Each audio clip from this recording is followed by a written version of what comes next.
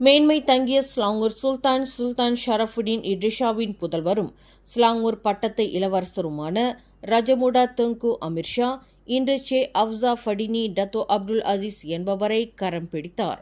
இவர்களின் அரச திருமணம் இன்று கில்லான் அலாம்ஷா அரண்மனையில் உள்ள அரச பள்ளிவாசலில் நடைபெற்றது.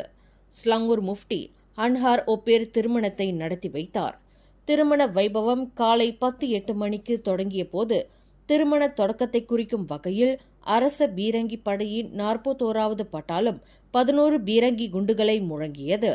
சுல்தான் ஷரஃபுடீன் இட்ரிஷா ஸ்லாங்கூர் அரசியார் தெங்கு பெர்மைசுரி நோரஷிக்கின் முன்னிலையில் நடைபெற்ற இந்த அரச திருமண வைபவத்தில் அரச பேராளர்களும் மணமகளின் குடும்ப உறுப்பினர்களும் கலந்து கொண்டனர்.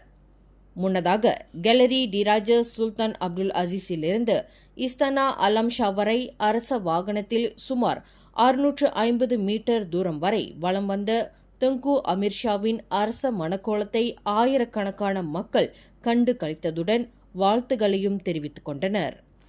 மேலும் செய்திகளை தெரிந்து கொள்ள கீழே இருக்கும் பெல் பட்டனை அழுத்துங்கள்.